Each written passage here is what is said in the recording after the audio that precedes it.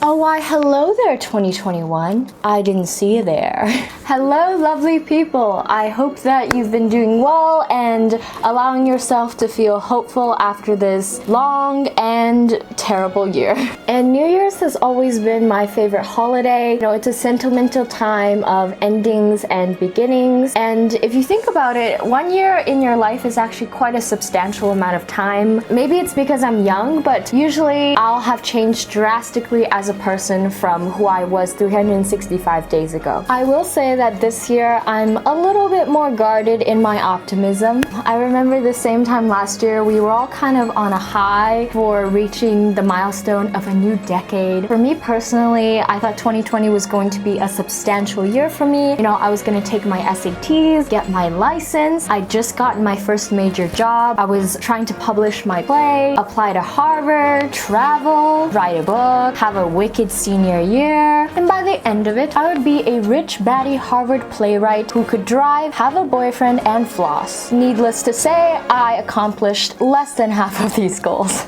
And I've had both successes and failures, but surprisingly, the successes were kind of found on the detours. Feelings of emptiness and isolation in quarantine led me to finally start my fitness journey and my YouTube channel, both of which I'd always been way too chicken to start. The yearning to talk with my friends led to the creation of a podcast together. And the extra time that I had on my hands allowed me to hustle enough where I'd been able to save up $8,000. But I also failed at many things. My SAT score wasn't perfect, my play was not published, I was deferred from Harvard, and actually just a week ago I failed my driver's exam. Also, I've managed to scare off 2 boys, which I think might be a record.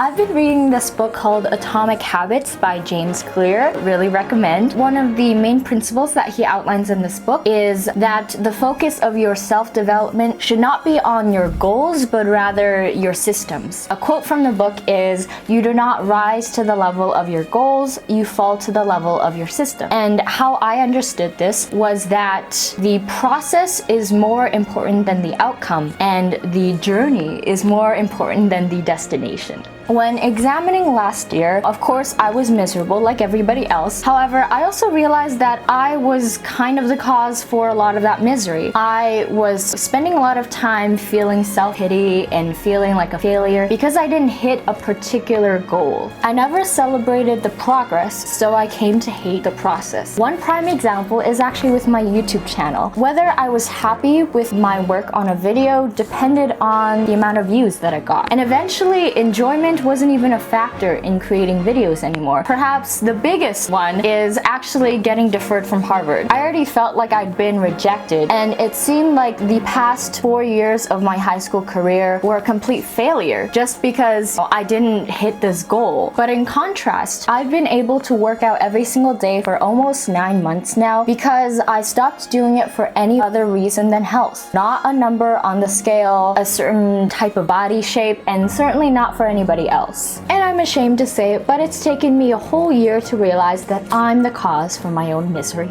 But you know what? Damn it, the date on the calendar has changed, so it's over for you hoes. I'm not planning to reinvent myself. I'm not gonna shoot for the moon and land among the stars. I'm not changing my ambition or my work ethic, only my expectations. The formula goes a little something like this. Hard work plus low expectations equals profit. So this year, I'm not gonna call them resolutions, but stepping stones. First one is 500 days of fitness, not stopping anytime soon, so save 20 grand. This is a big number, but not a strict number. What I really want to do is become more financially literate so that I can make smart decisions early on in adulthood. Learning about the stock market, retirement funds, all of that stuff. I actually put in half of my savings into the stock market, so if I make dumb decisions, then goodbye 4 grand. Chai Chatter podcast, just continuing with that. Improve at driving, get novice 1. Create 50 videos for this channel. Move out at 18. Write daily. So I've actually been posting excerpts every single day on Wattpad, and I think it'll be super cool to compare my first few entries to my last few entries of the year and just seeing how much my skill as a writer has improved over time. I've been loving it so far. Read 20 books. So back in the day, I used used to put down things like read a book a week. No way that was gonna happen. So I think 20 books is very manageable. Finally, crush the AP exams. By crush, I just mean pass. And of course, my prediction is that none of these will go proceeding to plan. We really don't have any control. Fate is very creative. Adventure is when you embrace the detours in life. This was my audition to become a Reddit philosopher, so thank you so much for watching.